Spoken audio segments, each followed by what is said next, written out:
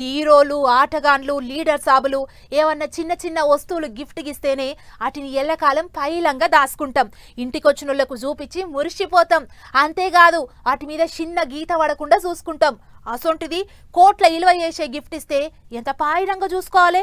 కానీ నాతోని కాదని అమ్మేసినట్టుగన్నా మరిగా గిఫ్ట్ ఏంది, ఎవరిచ్చిండ్రు, ఏందా కథ అనేదంతా పురాగరుచుకొనొద్దాం పాన్లి. టీమిండియా కెప్టెన్ రోహిత్ అన్న బహుమానంగా ఇచ్చిన కారుతోని వశంగాక దాన్ని వదిలించుకున్నాడు ఓ అభిమాని. మొన్న ఐపీఎల్ ఆట నడిచేటప్పుడు ఆన్లైన్ లో పంజం కట్టి ఓ ఆయన పెద్ద బహుమానమే గెలుచుకున్నాడు. అట్లా బహుమానం గెలిచిన అన్నకు రోహిత్ అన్న తన బులుగు రంగు లాంబోర్గిని కారును బహుమానంగా ఇచ్చిండు. ఆ కారు విలువ అందాజ 4 కోట్ల పైనే ఉంటదట. అయితే కారు తీసుకున్నాక ప్యాను కొన్నొద్దులు బాగానే దగ్గర ఉంచుకున్నాడు. కానీ రోజులు గడుస్తున్న కొద్దీ దాంట్లో నూనె పోయనికే కూడా తిప్పలయిందట. మరి అది చిన్న కారా? 4 కోట్ల కారు. తిన్నట్టు లేదు, తాగినట్టు లేదు, దినంగా కారును చూసుకుంటా కూర్చుండా అయిందట. ఏంటికొచ్చిన కారు, దీన్ని సాదుకునేందుకే నా జీవితం సరిపోతున్నది అని చెప్పి ఆయనతో ఓ పెద్ద సేటును చూసి ఆయనకు అమ్మేసి చేతులు తులుపుకున్నాడు.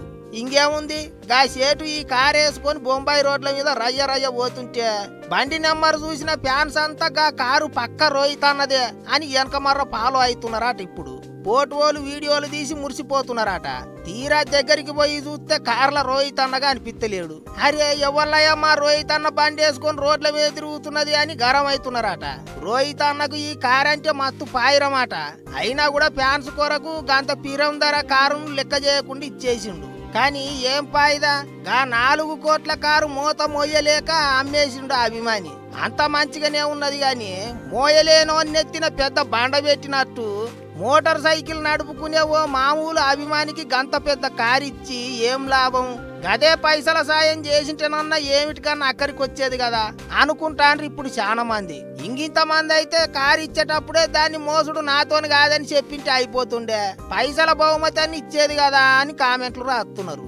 ఏమైతే గాని రోహిత్ శర్మ బహుమతి లెక్క ఇచ్చిన 4 కోట్ల కారును ఆ అభిమాని అట్టిట్టే చేసి వదిలించుకున్నాడు.